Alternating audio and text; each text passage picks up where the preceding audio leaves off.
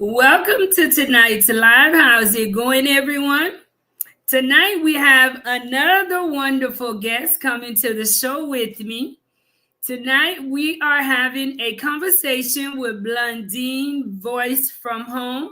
Many of you guys may have heard of her, or many may not. If you haven't, I do encourage you to check her out on TikTok. Very detailed storyteller, and I am just really happy to have her on tonight on Life in Haiti as a guest. We're going to go ahead and bring her on. Thank each and every one of you all for tuning in. If it's your first time, don't forget to like, share, and definitely subscribe to the channel. Don't forget to subscribe to the channel. Let me see. I'm on the show? Okay. I Hello, don't everyone. see you. I don't see you. There you are. How are you? I'm doing good. How are you? Can you hear me? Yes, I hear you really good. I hear you well. Can you guys hear Blandine?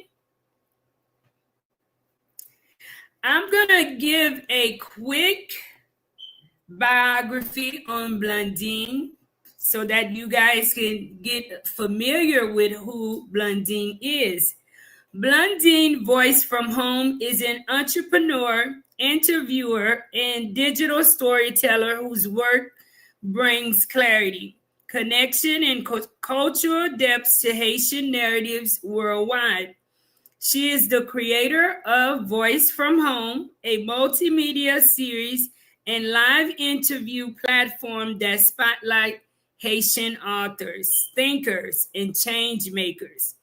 Through high engagement TikTok live conversation that often draw thousands of viewers, she bridges the diaspora with voices on the ground and creates space for honest, nuanced dialogue.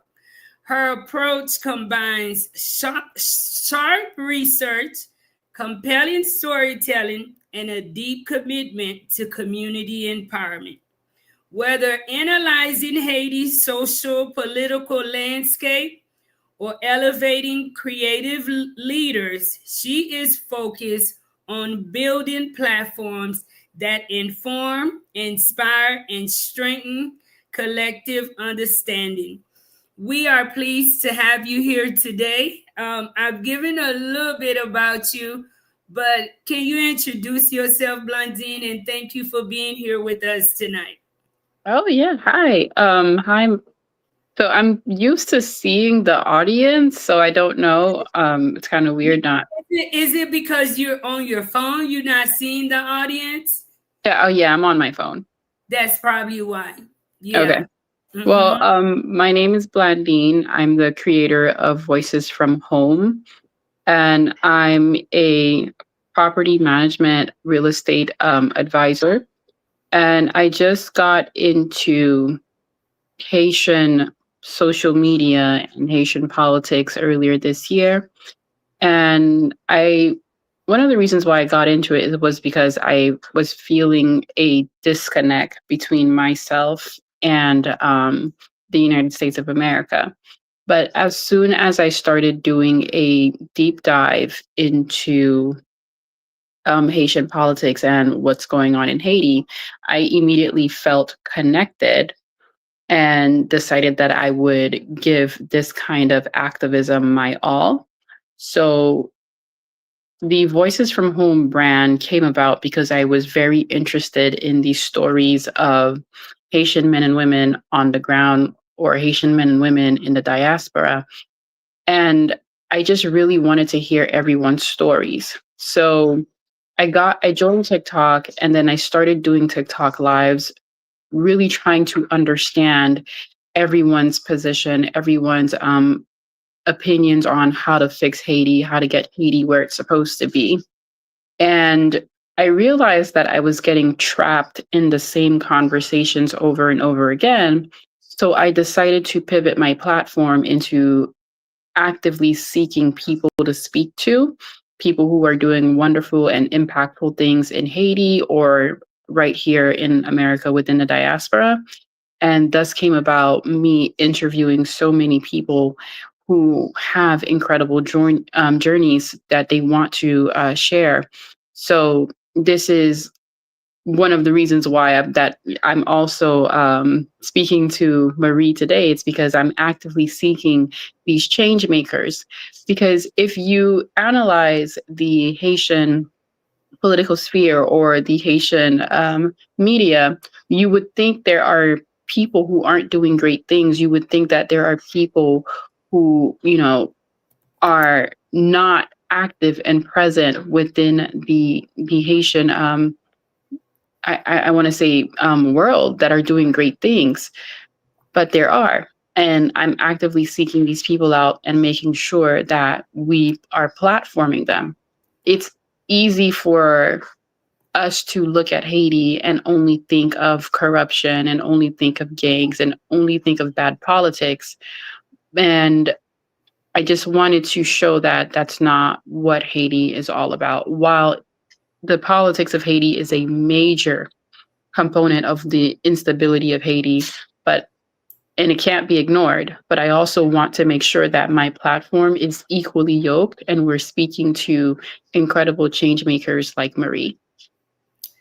Well, I thank you for creating your platform, and it was a pleasure when I stumbled up on your platform.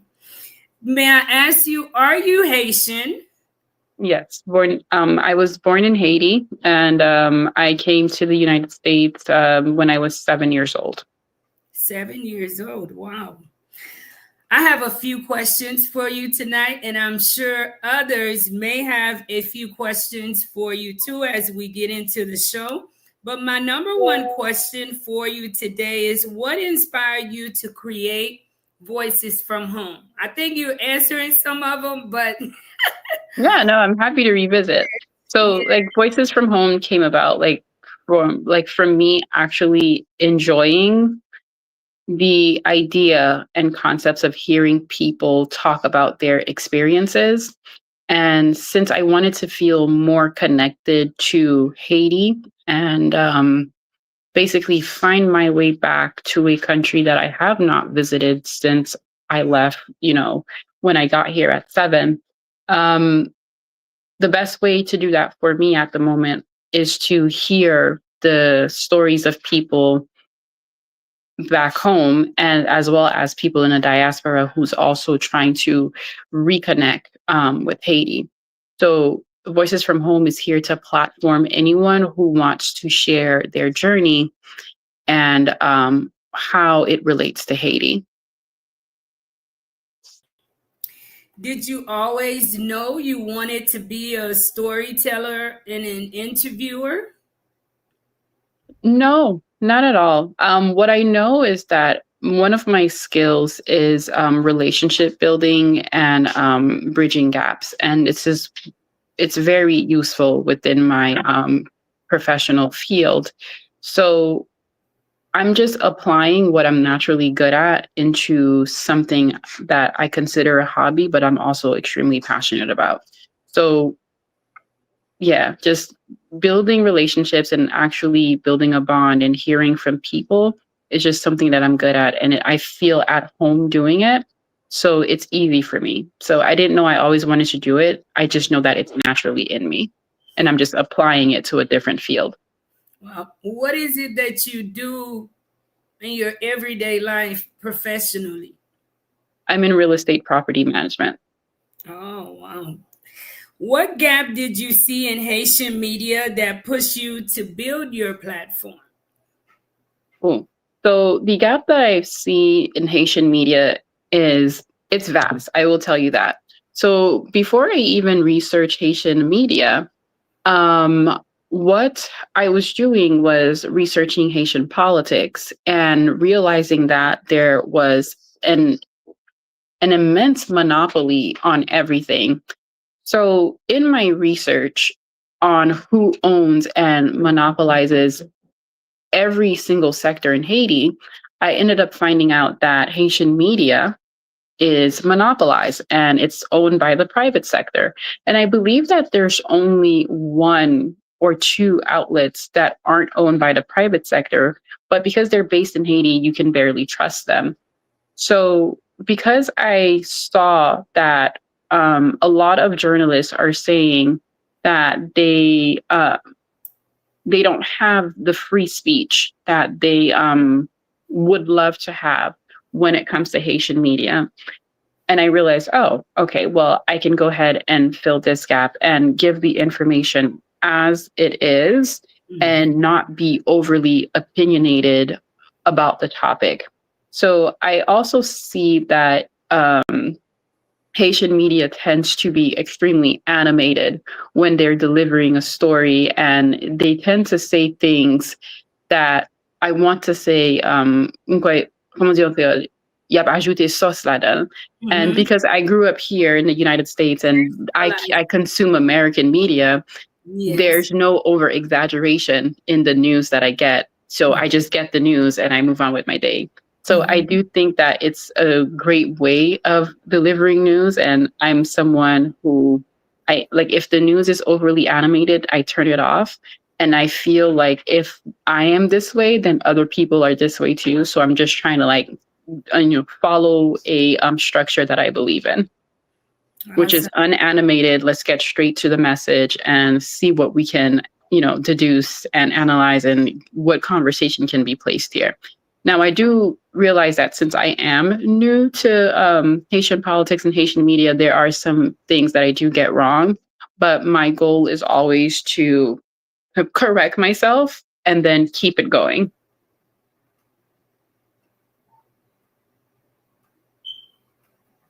Are you here?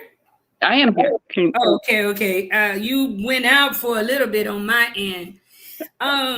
Your TikTok draws thousands. How do you prepare for such deep conversations? Because you have all sorts of different people on your platform. How do you prepare?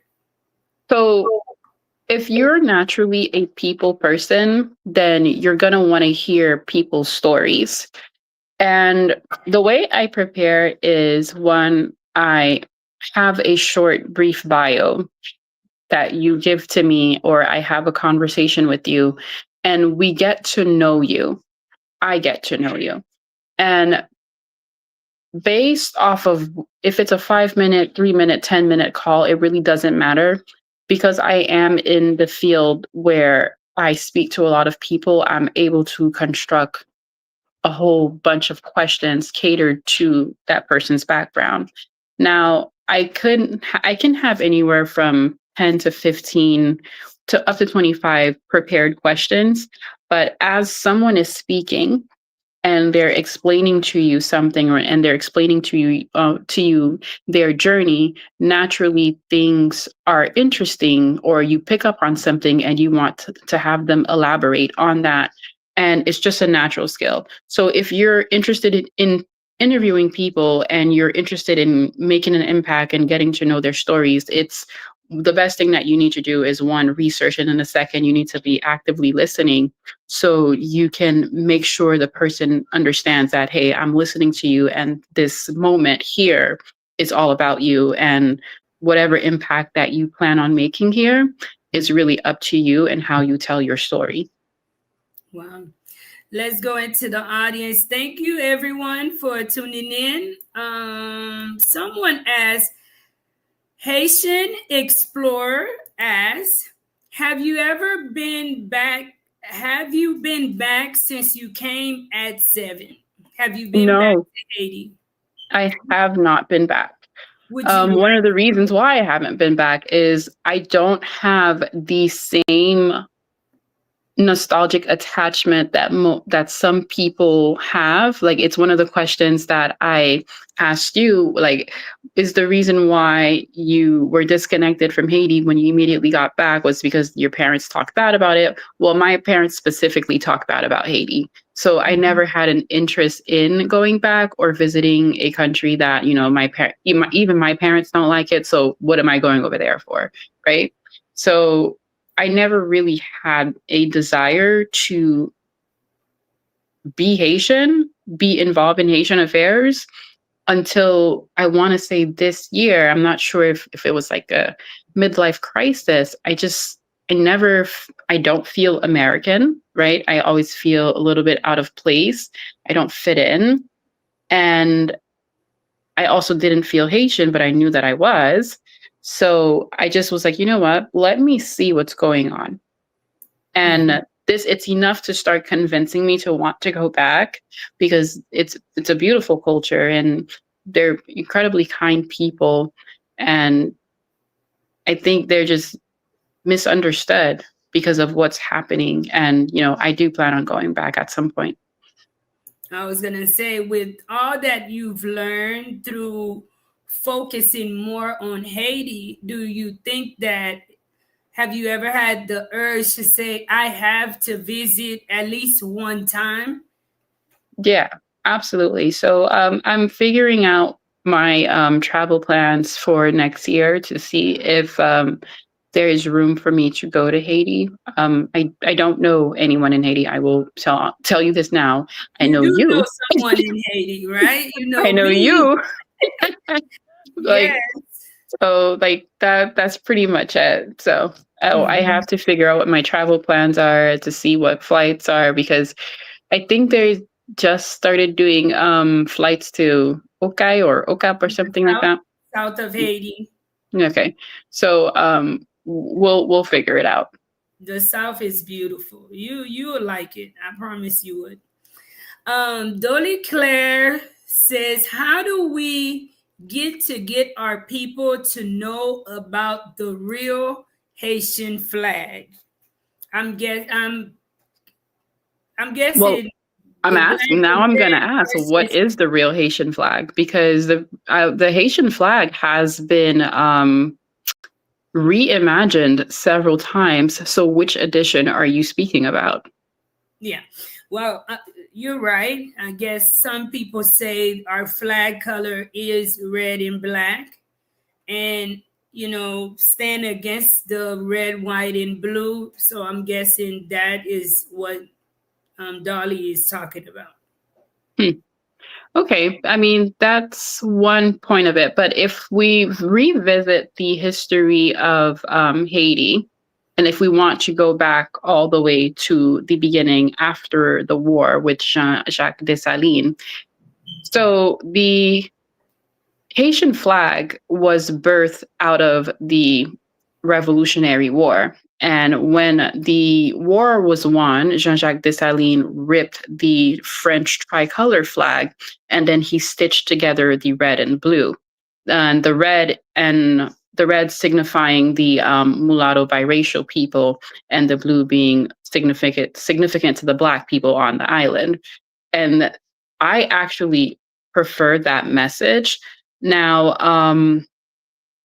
I'm not sure when the flag became black and red, but I can understand if that is the preferred flag of some people. But I really, really, really enjoy the Dessalines um, flag, because it's to me it's extremely symbolic. Yes, that's very true. Um, Hendrik says, as Haitian, we must pray and fast. The ancestors is not G on my side to help us, only Jesus. In prayer, God told me Haiti will rise again. Believe and have faith. Thank you, Hendrix. Which is black and red with the emblem of Solomon. 60 verses. Please, please, let's talk. Okay, hold on.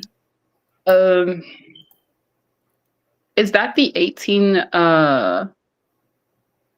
Is that the 1860 flag? I am not sure myself. I'd be lying if I told you I was sure. I'm talking about the original 1804. The original 1804, and this is the reason why I left and why. I don't know. What I will do, guys, is if anyone would like to come in and share their thoughts or ask Blandine a question respectfully, I'm going to share the link that you guys can stop by and ask Blandine the question, okay? I will still get some questions. Let's show some support, guys, to this live. Don't forget to like, share, and definitely subscribe. And you can find Blandine on TikTok. It is spelled just as I have it on the title, Blandine, and you will get to know even more about her. You've done a lot of interviews. Out of all the interviews you've done, which one have impacted you the most and why? Okay. So most recently, yours was definitely it was definitely a game changer. I will say that because I was incredibly touched by your genuine answers before we did the live walkthrough of your school. I just felt it was so incredibly genuine, and I kind of wanted to cry. And a lot of the viewers afterwards, they wrote me and they said, "Oh my God, we must do something." And I want to say yours is definitely right up there. And then the interview that I did with Jean Bertin was really good, really impactful, because he is a career politician and he was able to compose himself and have an interview and really deliver knowledge that the younger generation needs to pay attention to and have incredible caution with. And I don't know if you know his story where his wife was assassinated by the Haitian government. It was the Aristide government. And he said, in that moment, I could have been something worse. I could have chosen the wrong path, but I realized that I didn't have to go that path, and I stayed true to who I am. And I never retaliated or got into dirty politics. I stayed fighting for the country, and it really touched my heart. And I really, really, really, really did enjoy speaking to Mr. Bertin. And then I want to say, oh God, there was someone that I spoke to who, there's so many people. I'm so sorry. But there's so many people. But I just want to, let's cap it right there. Yours, definitely, because I nearly cried. And then Mr. Jabate. Wow. What kind of work did Mr. Jean Bertin do in Haiti? So he was a mayor in Haiti. Magista, I think that's the word. Okay. And he was also a helicopter pilot. His wife was a attorney. And Mr. Bertin also is the father of Sawadij. She is the former Miss USA. I'm sorry, Miss Haiti. So yeah, so he's done a lot. Wow.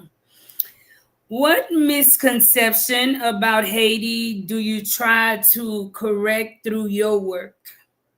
Oh, one of them is definitely going to be that Haitians are inherently violent or Haitians are ungovernable. So through my research and through media, whoever controls media controls your identity. And again, because Haitian media is privatized, and we are actively fighting American media who is choosing to portray us as ungovernable or as savages. And that is something that I definitely am going to continue to push back on, because we have to understand the nature of Haiti's politics and how incredibly unfair and unbalanced that it is. And that most of the reason why, and I'm not going to say all of the reason why, because some people are questionable people, whether the politics was here, whether the politics is good or bad. But most of the reason why Haiti is in the state that it is, it's because of corrupt governments and bad governance and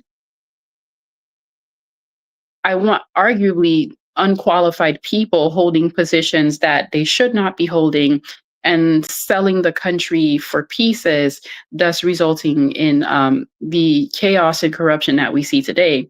So when you have people who are not fit to lead in positions that they should not be, then you're essentially leading the country in a direction that obviously is going to be mismanaged. So I want to continue to push back on the idea that Haitians are able to govern and they're ungovernable, because it's absolutely not true. It's removing a system that has been in place for the past 40 plus years that's causing the chaos that we're seeing, that's causing the bad governance that we're seeing. And once that system is eradicated, then I believe that Haitians will be able to start over and govern themselves accordingly. And I also want to make it a point that Haitians and Haiti cannot operate in a capitalist system, because Haiti is not designed for capitalism. Caribbean nations are not designed for capitalism. So it's also fighting capitalism as well, like removing that structure. It just doesn't work. Wow. In your opinion, what is missing in how Haiti's story is told today? Media, fair media, the Wow. fair, independent media, absolutely dominating it in the proper way. And I feel like if Haitians are given the opportunity to be, I want to say, balanced Mm-hmm. in the media, as far as media, then I feel like the image would be a little bit different. Most of Haitian media is focused on dirty politics. So anytime somebody thinks of Haiti, we think of dirty politics. So if we could get more people pushing out positive media, then we can reshape the way that people think about Haiti. Very true. Have you checked out any of some of the young YouTubers in Haiti that's working hard to change the narrative about Haiti? Did you I have actually any of don't know any of them. I would love to be connected. The only people so far that I follow are typically on TikTok, because I don't do this full time, and I this is something that I do in my spare time. But as people connect me to other people, I'm always happy to do a deep dive and get to know them more.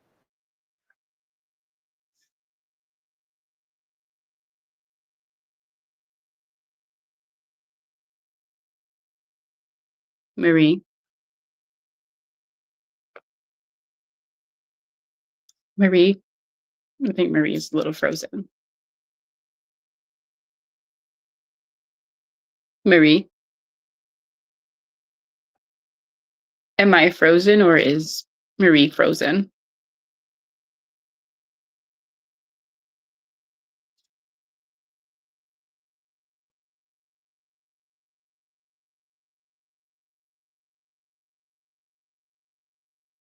Okay. I don't know if you're speaking, but I think the live is frozen.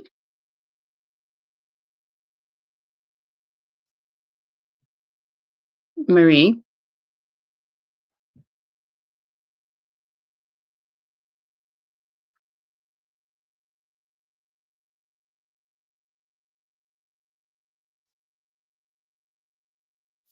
Okay, so I'm not sure what's happening here.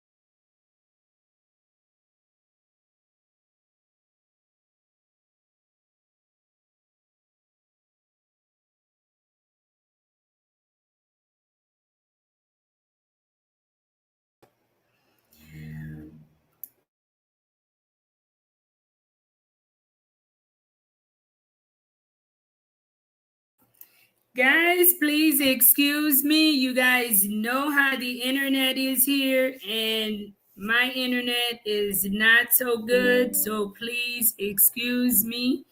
I'm going to get Blandine back. You guys come on back. Please share. We have to get Miss Marie Starling. Honestly, guys, I have Starlink here, but I just feel like Starlink is like out of my budget too, paying it monthly. You guys, that's why I ask that you continue to share the lives and share this show so that it will continue to grow. Because in order to be able to pay for Starlink on a monthly basis, guys, you have to have a pretty stable income. And you know, as a YouTuber, your income is not stable. It fluctuates. So, but I have the equipment, is the service that I don't have. Here I am. We're back, guys. Okay. Welcome back.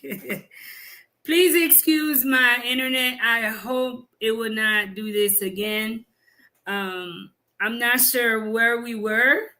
Do you I don't remember remember the either. question where we were? Please excuse me, Blandine. Please excuse I me. think it was the gap that I saw in Haitian media, and I was just pointing out that we Mhm. need to have more people pushing out a positive message and basically trying to remove the negative political image that we have out there. Very true. How can digital platforms help rebuild Haiti's narrative worldwide? Do you think that platform like yours is helping people to get a different outlook on Haiti? I think so. I think the responsibility would more so lie on whoever's hosting that platform. So they would have to understand or choose to, if they choose to, because you can't give people jobs or responsibilities that they did not sign up. But if more digital platforms decided that they wanted to drown out the negativity and only focus on conversations that are pushing the narrative in a positive direction, then I think that would be the best way to do so. But in order to do so, other Haitians have to be more collaborative and willing to share the space and share the journey in getting Haiti into a more positive environment as far as the digital world is concerned. And with that, then hopefully we'll try to get Haiti into a better place physically as well.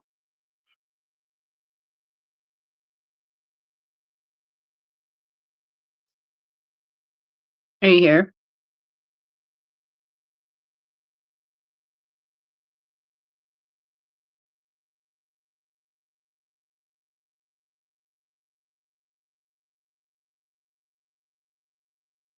Marie?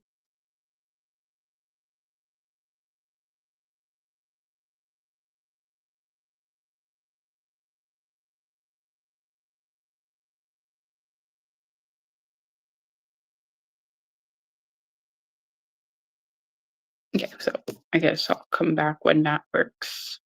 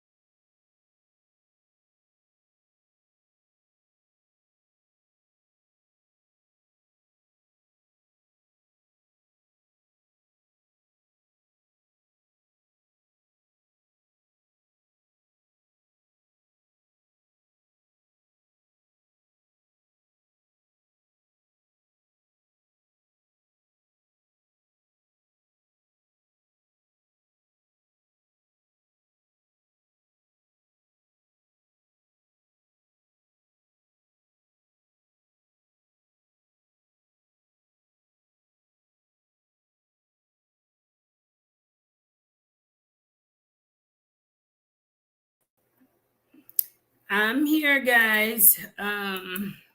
We got to get back our guest again. Please excuse me, guys. I am not sure what is happening. Let's see. I'll try again.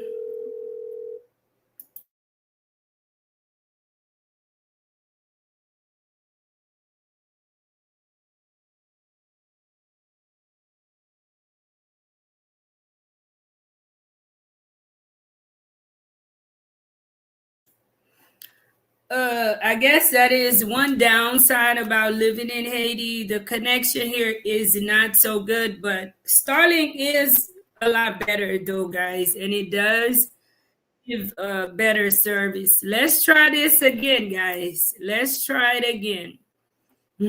Welcome back again. This is a part of living in Haiti that you really don't like, especially being a YouTuber. But yeah, how can digital platforms help rebuild Haiti's narrative worldwide? Platforms such as yours. Yeah. So my previous answer was that the people it would the answer would have to lie with the people hosting the platforms. So if they wanted to have that responsibility, because again, we can't force people to do things that they don't want to do, then I think one of the responsibilities or opportunities that they would have to embrace is working with other creators to push the Haitian narrative in a more positive field. So that would be one of the best ways to do it. So yeah, just making sure that people are actively collaborating and working hand in hand to do something different other than using their online platforms to discuss negative political discourse that's happening online, and more so use it as a way to shed a light on other causes that are equally as important as Haiti's politics. Do you think that a lot of people don't because when you are showing something positive out of Haiti, you don't get the views. Your channel doesn't seem to be promoted. So a lot of people will stick to the negative side because it gets them rich quicker on social media. I don't know if it's about getting rich on social media, because social media views and likes, they don't translate into money. It That's mostly translates into fame. And I true. think people are obsessed with the idea of notoriety and being famous for something. And we can't blame them for wanting that. Like, I will never blame someone for, or negatively point someone out for what they Mhm. desire. But I think people naturally gravitate to shock value news. Look at this starving baby, or look at this bad thing this person did, because that's how people are bioengineered. It Mhm. takes a certain kind of person to be extremely grounded and comfortable in pushing a different narrative or discussing a different narrative.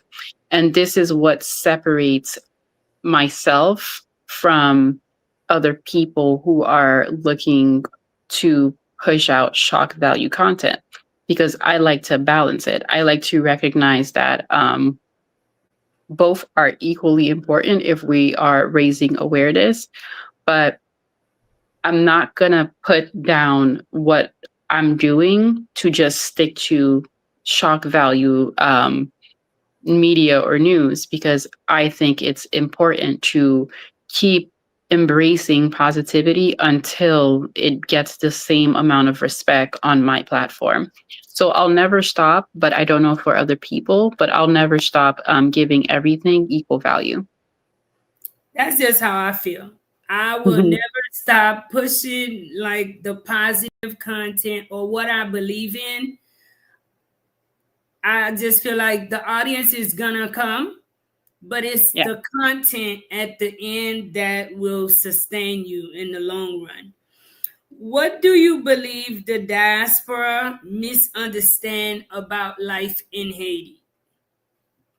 Oh, I don't think I'm the best person to answer that because Yes, I don't live in Haiti. that's true. Well, what is some beliefs that you had about Haiti before doing more research on Haiti that you found out was so untrue and far from what you believed? Haitians are evil. They're evil, they're mean, and they'll eat you. So that's what I grew up hearing. That's not my experience so far. In the beginning, I did encounter some, questionable characters who would say some things to me, but it's no different than if I was focusing on American politics. You have mean people on either side of life, right?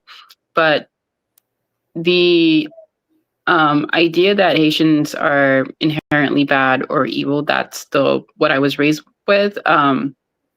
It's absolutely not true. I find them to be extremely kind and extremely welcoming. I am so incredibly proud of my audience and the people that I've connected with, and I feel warm.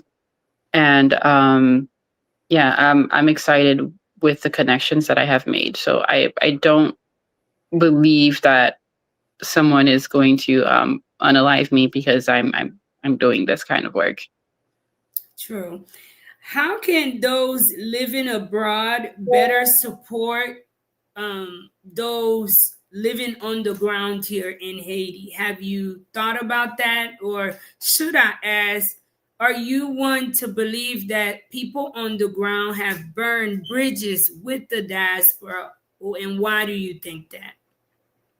Um, One way that I think the diaspora can help is literally by doing what I am doing now, which is being being and having a willingness to connect with people back home and realizing that the separation that we have with the people back home is a sort of disappointing engineered chaos.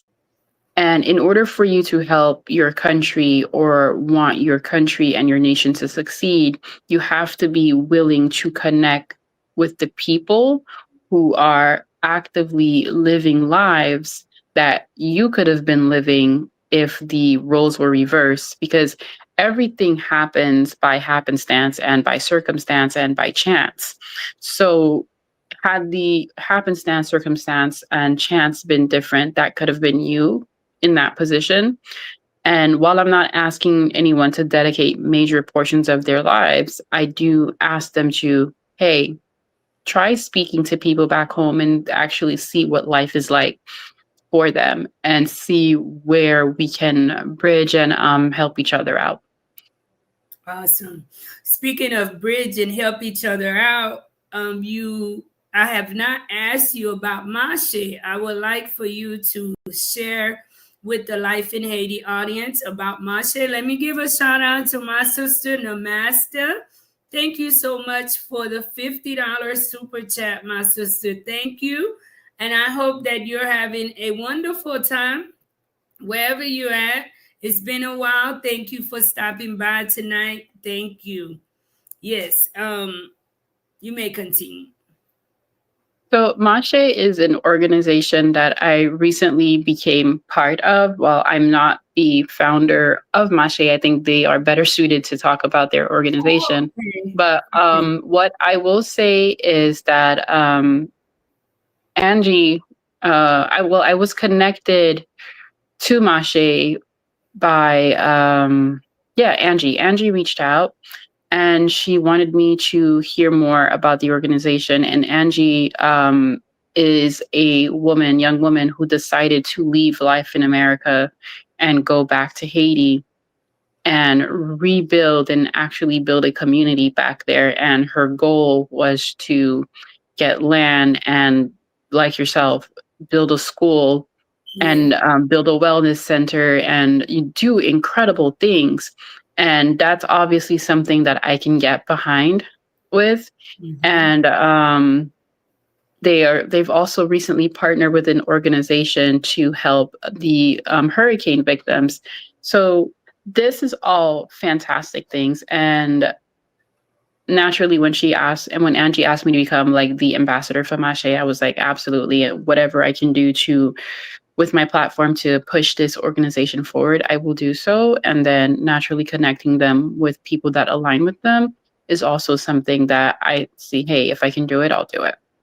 And I Awesome. do um, hope you guys are willing to download their app. It's called the Mache Connect app. Think of it like a Haitian Reddit, where you can come in, make a post, and basically remain connected on the app. It's Mache Connect.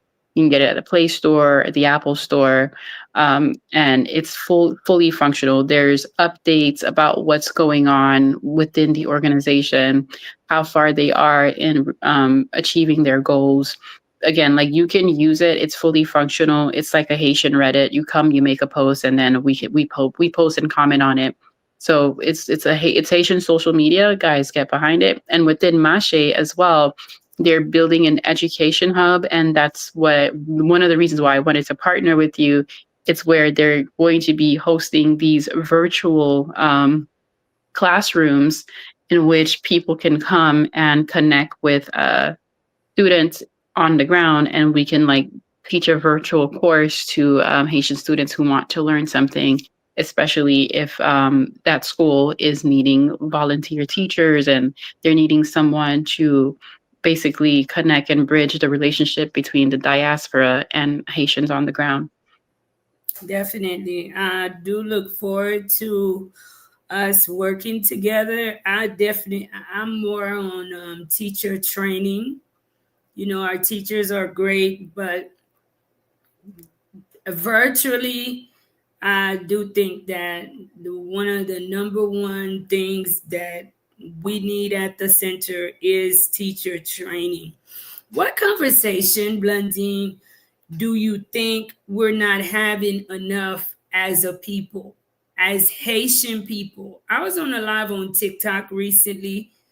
You know, people on social media, they say the darnest things anyway, but this guy had never heard of Haiti. And I'm like, how have you been alive and never heard of Haiti? He had never heard of Haiti. I was like, okay.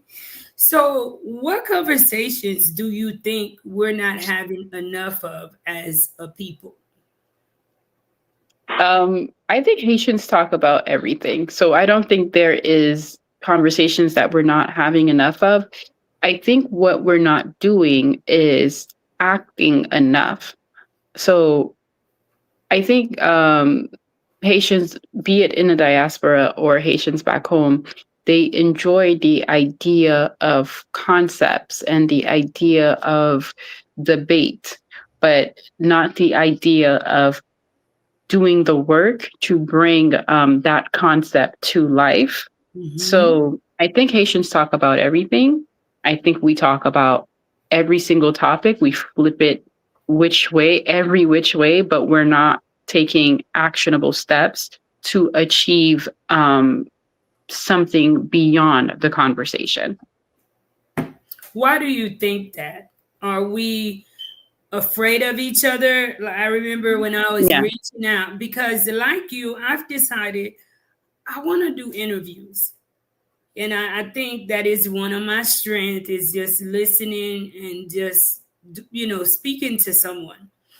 And there's a lot of people that are doing good things, and then there's people that's not doing such good things, but they're still worth speaking to. What I find is that I can reach out to an American YouTuber, and instantly they will reach back out.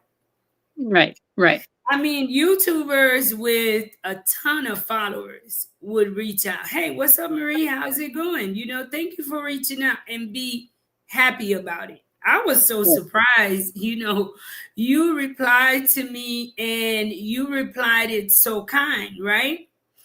And when other people, when you try to reach those who are outside of your community. It is not the same thing. Do you think that's what it is? There's something within our community. I don't know if it's the spirit of superiority, I don't know what is that about, but we just within our community, it seems so difficult for us to get along and collab with each other without comparing ourselves. Yeah. I don't know, why do you think that? Why? Um, Me personally, I think it's more so how you're raised and the message that is drilled inside of your heart and in your head growing up by either your parents or by the people you are close to. So, prime example being myself, me growing up, hearing that Haitians aren't the best people to deal with and they're not good, so I stayed away. So I became incredibly standoffish with Haitians. But when I did this mental shift and decide to immerse myself within the culture, I realized that that wasn't the case. So I think what's happening here is maybe there are more people like me than I think who have received the same message. So they go throughout life thinking, hey, let's not work with other Haitian people to further the goal. Now, with me as well, growing up here and being in a field that requires me to actively reach out to people. So this again, reaching out to people is natural to me. And I don't know how many Haitian people enjoy networking and reaching out to others. So it's natural to me. So I can see what you're talking about because I am someone who will DM people and say, hey, would you like to collaborate? Would you like to do an interview? And sometimes I'll hear from them and sometimes I won't hear from them. But the people that I collab with are mostly Haitian Americans who grew up here and they don't have the standoffish personalities. Versus when I reach out to someone in Haiti who is Haitian and they won't reach out to me right away. I think it's just like a difference in culture, but I'm not exactly sure what's going on here. And I think one of the reasons why you reached out is again, you kind of like grew up here. So you understand that um a conversation opens doors Yes. and you never know where the next conversation is going to lead you. And I Mhm. think that's probably why we are balanced in the way that we're balanced Mhm. versus let's say if you grew up in Haiti completely and you have the entire Haitian mentality where I'm supposed to like grovel and beg and say all of these pleasantries to you before you can finally have a conversation with me. So either way, I don't know why they do the things that they do, but what I will say is that if you remain consistent, and as you have proven to remain consistent in your journey, then the people who are supposed to be in your life will naturally be in your life. So I never take it personally when someone says, no, I don't want to speak to you, or no, thank you, or they don't answer at all, because I will message 1,000 people. And if Mhm. I only get two answers back, then these are the two that were supposed to impact my journey.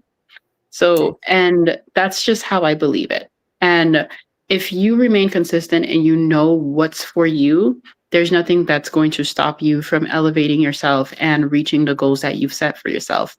My goal is to reshape the image of Haiti and show that Haitians are people who can hold intellectual conversations, who don't get overly emotional, who are willing to bridge and work together and partner and do incredible things. So that's my goal. So I can't take a no personally.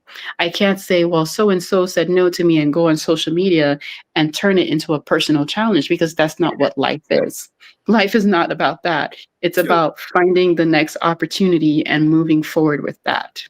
So when you reached out, listen, I was excited. I was like, yeah, let's do it. Let's do Awesome. it. And that's just how I think about it. Even with this platform, at times people are like, well, Marie, your platform should be this and that. And I'm like, no, because the people who are here, they're supposed to be here. And everyone who's supposed to come, they're gonna come in due time. Just keep, as Mr. Joe Stallion would say, build it and they will come. Just continue to do the work and the right people will come. They will fall in place. Someone asked, do you speak Creole? Yeah, I do. It takes time for me to transition into Creole. So if you were speaking to me in Creole, I would naturally be speaking Creole, but I'm never the one who's able to initiate the Creole. Yeah, come on, yeah. Muy bien, merci un peu. And ew. Muy bien, muy bien. Pella says the people who grew up in Haiti do have a tendency to judge a book by its cover and even assume the worst about people they encounter. Yes, I fully agree with that. But I think to add to that would be, people in Haiti not only judge a book by its cover, but they want to make sure that that cover is well polished and the most expensive cover before they start giving you value. Versus me, I'm like, I value every single book cover, and I want to hear about it all, which is why, like, I treat all of my guests the same. Yeah, Whether it's Life with Marie or some huge politician, I'm going to ask you questions that make you feel like, hey, I'm actually here to interview you. I'm not yeah, going to lowball you. I'm not going to give you softball questions and make it look like you're not important. You're important because you're a person. You're important because you exist. You're important because you have a work that you're doing, and it mhm. doesn't matter, what point in life you are with your career. You have importance, and you're sitting here and you're speaking to me. So therefore, I'm going to make sure that you feel absolutely special in the way that I speak to you and interview you. I want to make sure you know that I took my time to have this conversation with you, and I want it to go well. Yes, that is something I encountered with life in Haiti. And that's one of the problems we see within the youth today in Haiti. Many of the youth think that they have to have so much to start. And I'm like, hold on. Before Blandine got to where she is at, she did a lot of work. You can't just step in the game and think you're going to be right where Blandine is at or be right where life in Haiti is at, because I've worked hard. You've worked hard. And in everything, there is a process. Consistency now will take you further, but it's like people, the youth have it in their mind at times. It's like they have to just get there. And Mhm. I try to share all the time, you have to be able to embrace the small things. You have to be willing to invest in yourself, and Yes. everything else will come slowly but surely. With us in the media, 1 minute you could be here, and then that with TikTok you can drop a video tonight and you get 100,000 views in less than 10 hours. You just never know. And like you, I respect everyone, and there's not one person who I've interviewed that I don't respect them. And like you say, everyone is special, but that is genuinely something we need to work on. That's how we've been able to be easily manipulated as well within our community. I know that you had a recent video, a recent clip you did, got straight to the point, but you saw the two white men that had plotted, and their plot was to come into Lagonav, kill all of the women, I mean, all of the men and enslaved the women and children. I'm telling you, in a way, that could have been so easy for them to do, Blandine, if they got on Haiti soil. Because we value everything else but ourselves. It would Mm, have been so, like myself, being a Haitian with good intentions, could have pulled up there and been like, hey, I need a bottle of water. And if I was there with him, he would have gotten the water first, right. because people were going to instantly draw to him, his people, he's white and he's this, he's that. And look at the intent, what they were plotting against our people. I know you've done a video about it, guys. Please check out Blandine on TikTok. Follow her. Very, very intelligent young lady. She has a lot of subjects, a lot of different. You got to follow her on TikTok. What is your take on what recently took place with the young, with the black, with the two white guys? Well, what I will say is that I think I was one of the first people to break this story on TikTok, and it started gaining traction, but immediately my video became ineligible for recommendation. And I tried to appeal it, and they said they weren't going to release it. And then now they're asking me, TikTok is literally asking me to pay them to release the video on the FYP. So I'm like, I'm not going to do that. If people want to see the video, they're just going to go on my page. But then I posted a response to the message that TikTok sent me was, why aren't you letting me call crimes what they are? I don't want to use childish language to describe what's going on. So you'll see a lot of people who've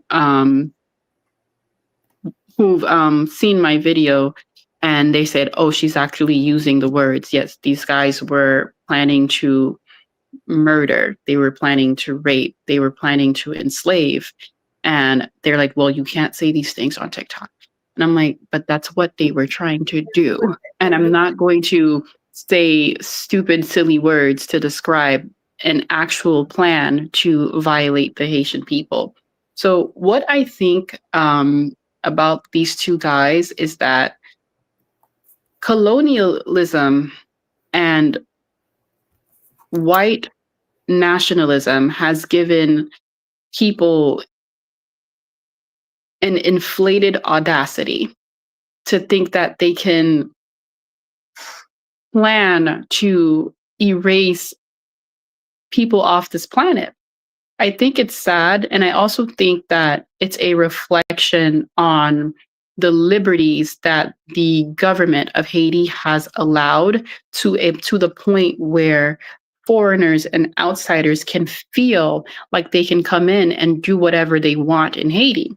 Haiti, for some reason, over the past 40 years, because of its mismanagement, so many people have come in and they've purchased the land. They're not Haitian, but they own Haitian land. They're not Haitian, but they have these giant corporations and they're getting these tax breaks. And now it's naturally in line with what foreigners are thinking. Well, everyone's thinking, well, Haiti's the place you can come and do whatever you want. Haiti's the real life Hunger Games. Haiti's the real life Squid Games, because people are committing crimes there and they're getting away with it. So I 100% somewhat agree. Well, no, let's say 75% agree with you as to what you said, that they would probably get away with it simply because the value factor would have been, oh, he's white, so they're white, so let's be nicer to them. Let's listen to what they're saying. But I think the lesson that most Haitians can pull out of this is foreigners that speak your language are not speaking your language to be nice to you. They're speaking your language so they can learn you and dominate you and, execute their vile plans. So reading in depth as to what they were planning actually shocked me. And I'm I guess, grateful to the American government for putting a stop to this, but they would have been successful if it wasn't for the American government. Hmm. Do you get what I'm saying here? Mhm. Because if they got to Haiti, it would have been chaos because Haiti's government structure is very lacking. It's extremely lacking. You don't have enough because the police are already entrenched in wars with gangs, with in neighborhood armed groups, and they have a lot on their hands, right? They're understaffed, they're busy doing so many other things. When would they have had the time to police Ile de la Gonave, right? No, And but then you Lagonav does, Blandine does have its own police force there. mhm, And the police, you know, when I say he would have came in and manipulated the people, that does not mean he would have he would have probably killed the first five people maybe, but he wasn't gonna mhm. get far. Bluntine, No, our he people. wasn't going to get far, but he would have executed some his plan. I hope people don't think just because Haiti is going through what it is going through that the people are going to just lay down and take anything from anybody. As kind as they are, I can guarantee you when they get together, Blondine, you know my fear is that money talks in Haiti. That once they would have started this and they would have got caught, that it could have easily turned on a lot of the Haitian men and women within the community because the story would have been told that these Haitians kidnapped such and such and such and such. Mhm. Once they would have made it to Haiti, the story probably would not have been told the way it was told today. And I'm just thankful because it was caught. Because in my mind, Blondine, even though the police would have gotten involved or the people would have gotten involved due to the fact that he is an American citizen, and there's most of the time when something happened with an American citizen in Haiti, how often do you hear that Haitians aren't the culprit? Hmm? How do we know how many others came in with similar plans? And we've seen how many molested our kids, foreigners, right? Mhm. And they get to still leave off and live their best life in a way. But I just feel like it would have went, it would not have It ended. would have been really an extremely complicated case, and I'll tell you why. One, it's two men, right? You have Gavin Rivers, and then you have Thomas, Mm-hmm. and their plan was that they were recruiting people. It wasn't just going to be just them. They were coming with a team. They were coming with weapons. So they would have gotten a little bit further than five people because, as you know, Haiti is lawless to a point where guns are flowing freely and smuggled into the country. They were coming with a team, and the U.S. government stopped them.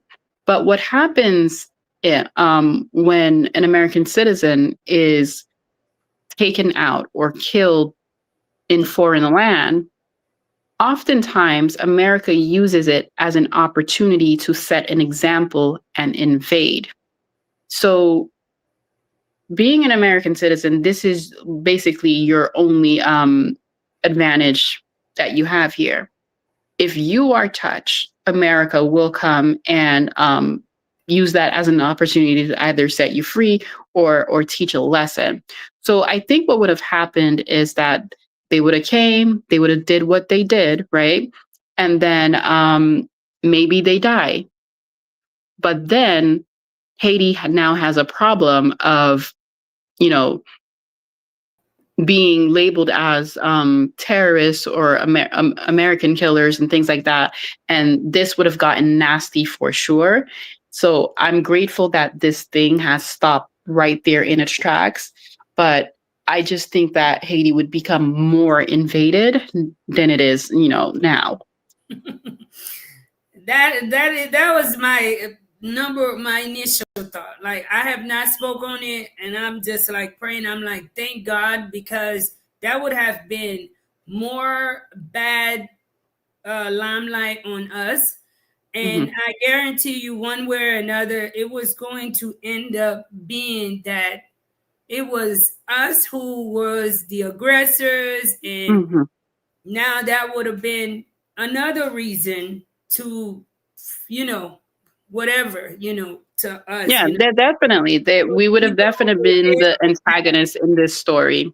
Mhm. Haiti would have definitely been the antagonist in this story. It's the same thing about the Laura Silby case, in which this woman is caught trafficking Haitians out of the country, but she was caught, but America stepped in and said that she was inappropriately transporting children, because that's the way that the media works. They change the words that they're using so it doesn't look like this woman was kidnapping children. They're like, she was inappropriately transporting children elsewhere, and then because of the language that they're using, she was able to get an extremely light sentence and transported out of the country. And they did not hear the Haitian testimonies where people are saying, no, this lady stole my child. So I think the narrative would have been I'm actually interested in the way that they would have spin the words, right? To basically whitewash what was happening. But I think they would have said something in the sorts of, because one of them is in the Air Force, right? Hmm. I think it would have been like something like US Air Forcemen attacked by Haitian people, or Air Forcemen on a mission, right? Hmm. Attacked by Haitians. It would have been something for sure. Wow.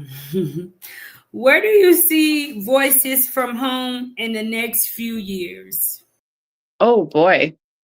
So Voices from Home, I think my 1 year plan is to get it up and running in a podcast studio, because I want to start hosting in-person interviews.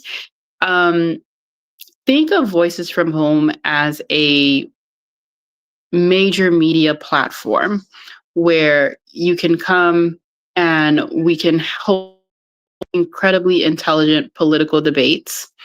We can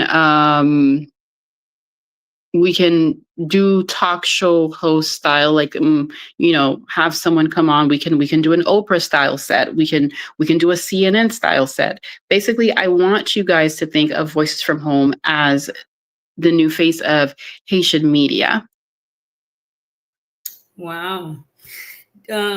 I sure wish I could be one of them. Who knows? You never know where life take you. I'll come in and visit the studio. Are there like any one that you're looking forward to interviewing maybe in the next month or two? Yes. So actually, let me get his name right now. Oh God. Give me 1 second. I'm gonna get the name. Uh-huh. Thank you guys for tuning in. Don't forget, if you've yet to hit the like button, please All hit right, the so I'm back. So Mhm. his name is Kervins Boucher. I'm going to interview him this Tuesday. Kervins Boucher just won a boxing title in Chile. So if you look at my TikTok story post right now, Haiti is experiencing a lot of wins. So the soccer team has qualified for the FIFA World Cup. I reached out to them to see if they wanted to come on, but Kervins just won a match against his a boxing title. I think he's now a heavyweight champion or something in Chile, and he's Haitian, and and he agreed to come on the show, and he's coming on 5 p.m. Tuesday, so we are good to go. Awesome. I did see his TikTok and thought about, I wonder if I Yeah. could reach out to him because he had a TikTok story that came across my feed. Well, I look Mhm. forward to tuning in and hearing how that go. What message do you want young Haitian creators or journalists to hear? Ooh, what message? Be authentic and be yourself. And depending on the kind of media that you're trying to create or the ecosystem that you're trying to create around yourself, understand that it's bigger than being viral, because there is being viral, there is putting out a viral video where it does hundreds of thousands of views, and that's what it is. It's a viral video. And there is building relationships and building a connection, and that's what actually uplifts you. So you have to be extremely intentional about what your purpose is and what the end goal of your journey is. And once you realize what that is, then you have to attack it consistently until like you get to where it is that you're going. And another thing that I would say is you also have to align yourself with people who believe in your vision. So you can't want something and surround yourself with people who don't want those things for you.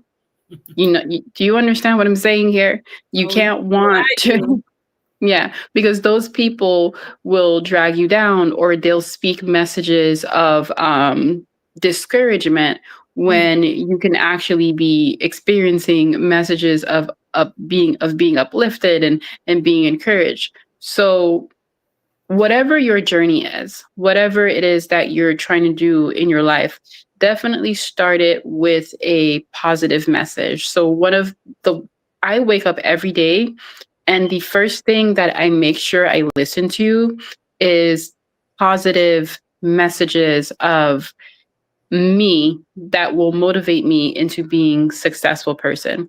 So my favorite content creator is Eddie Pinero for that specific category, in which he recalibrates me every morning, and it's just messages of, hey, even if you made a mistake today, mistakes are not something that you can go in your past and fix, but you can always choose your next step.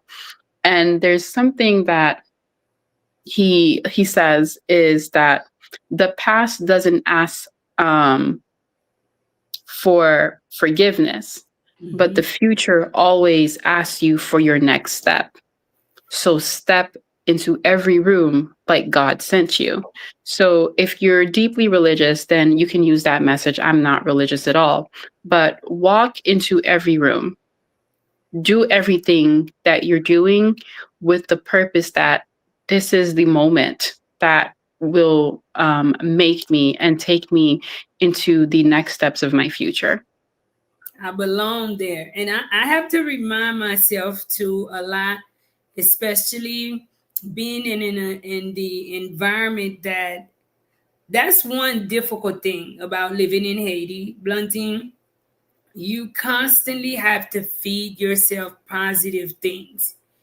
You have to constantly remind yourself, I belong here. I belong there. So great affirmation. Thank you so much.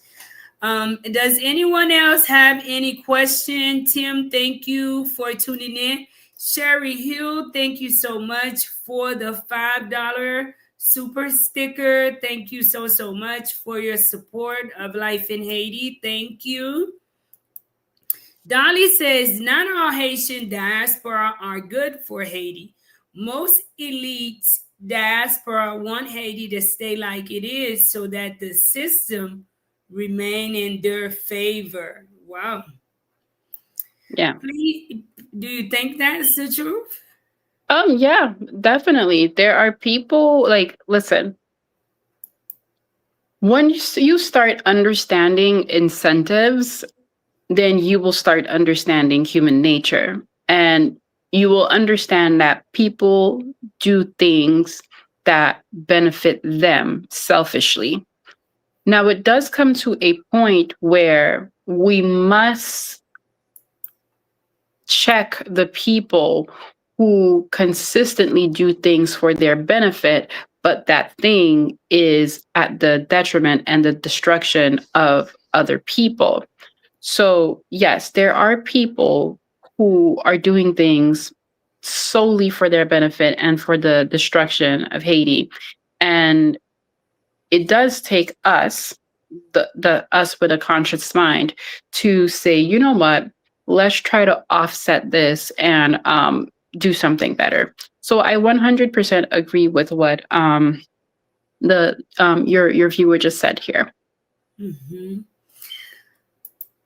The Franco said they were in the process of recruiting homeless men. Those guys were smoking some strange stuff. Yes, yes. Ah. Yeah, but it's definitely it was certainly, the indictment was a lot. I don't they were doing a lot. So How I did actually they read catch the them? indictment. How did Huh? they end up catching them? Um I'm not sure. I think it was someone routed them out and said their plans. I wanted to do a video on it and I tried, and TikTok is restricting me because they don't want me to talk about these things for some reason. Anytime that I start really bringing attention to these strange topics, they're like, "No, don't do it," or "No, we can't let you." But it was because of a whistleblower. Hmm. For someone who's watching who may not know what a whistleblower is it something like a spy? No, just someone who, Inform? you ever see something, say something, Yeah. yeah, kind of people. Just probably someone that they were communicating was like, I don't think this is the right thing to do. Let's say a good Samaritan. Hmm. The Haitian diaspora is defending Haiti. There are Haitians that are working to make changes. Very true. Thanks for giving me the opportunity to chat on this platform. Please subscribe, and you guys are welcome here anytime. Yeah. Ace Favor, how are you? The real danger is what whites with more resources are planning, or maybe Mhm. more encouraged to do something on a larger scale. Had they, ain't nobody defending Haitians. I don't understand. That's what happened when there is no government to defend the people. Everyone does whatever they want. I think Haiti and Haitians would be better off if the all left Haiti, give the land to do. Ain't nobody there. Well, I'm hoping you're saying that in reference to the government, you know. Yeah, I don't know. I don't know. Thank you, Jean Monon Pap Jumono Pap Jambliel. Thank you so much for becoming a no, this is one of my peoples who changed their name. I'm not sure who this is, but thank you so much for tuning in. Thank you. Any last words to the world, Blandine? Thank you for your patience, Oh and no. thank you for for being a guest here on the show. And I'm sure many that are watching and will watch will enjoy the conversation. Any last word? Tell the people how to get in touch with you after Yeah. this.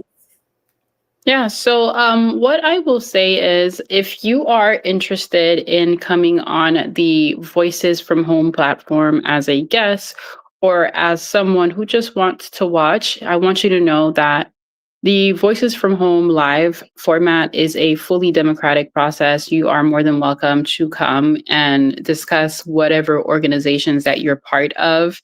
But I also open up the panel to have people ask you questions themselves out of their mouths so you can get the idea of having or be comfortable with the idea that speaking with your audience is something that you should be comfortable with. And this is something that I truly enjoy on my platform, where we can just really just open up the stage and just speak to people in real time. And I want you to also know that the Voices from Home TikTok page does its best to teach you about the political Cold War that is happening in Haiti. And it's there to somewhat help you understand that the image that Haitians are getting is not all on their own. There are internal forces and behind the scene forces that are at work that are, basically making sure that Haiti has a terrible image. But nonetheless, I'm happy to have you guys as subscribers. I'm happy to have you guys be part of the community. I don't consider anyone who follows me to be a follower, but a member of the community, because Voices from Home continues to aim to be a platform where we are having extremely productive and conversations that are moving Haiti in a different direction. So if you do come, it's not another platform where we're stuck in the same loop of conversations. I have really interesting guests that always come on and they talk about themselves, they talk about their projects, and in real time we have other people who are intrigued in, in their projects, who are asking questions, who are also subscribing to them in real time and basically also building their platforms. So I want to say it's equally yoked. So my community is equally yoked, and on my platform, people are more willing to basically listen to you and give your project a chance. And you might meet someone who is going to take whatever it is that you're working on to the next level. So everyone who is watching is more than welcome. Happy to have you, and you're more than welcome to send me a message through the inbox there at TikTok. And then if our schedules align, then I'm happy to schedule a conversation in front of my audience. Thank you. Dolly says, sorry, how to donate? Would you like to donate to the center?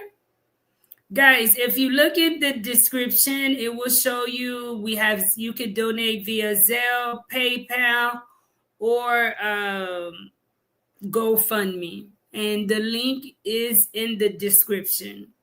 Well, I thank you so much, Blandine. I know you have a very busy schedule, and thank you for taking the time to come on Life in Haiti and sharing your story. I look forward to us doing this again, and hopefully no internet issues or interruptions that next time. All right, no problem. Thanks so much for inviting me, and I hope you all have a good night. You do too, Blandine. All right, bye-bye. Bye-bye. Thank you guys so much for tuning in. The objective is to bring different conversations, different people, but to talk about Haiti, guys. Please check out Blandine. You will enjoy her content and you may not agree with everything, but as she mentioned, even if she is in the wrong, she's open and always willing to listen to you. And if you would like to correct her on something, just as myself, guys, we're all learning a lot about Haiti ourselves, but we're not just sitting down in the background, but we're doing what we know how to do, and that's putting our first foot forward and just working to get the work done. Don't forget, guys, to please support the center. If you would like to support the center, you may do so in the description. You can donate via Zelle, via PayPal, via GoFundMe. We do have Christmas coming up, and we are looking forward to doing something for the kids. Um, as we do every year, guys. So please don't forget to share the center, share the program, and we will continue to do great work. Just as Blandine shared, focus on those who are with you. And I know that you guys who are supposed to be here will be here. And I pray that God blesses you and your family to be able to donate and contribute to others. Have a blessed night, guys. Thank you so much for tuning in. Be kind to yourself, be kind to others. And as I share with you guys almost every time that I am live, be the change that you want to see in the world. You guys have a blessed one and good night.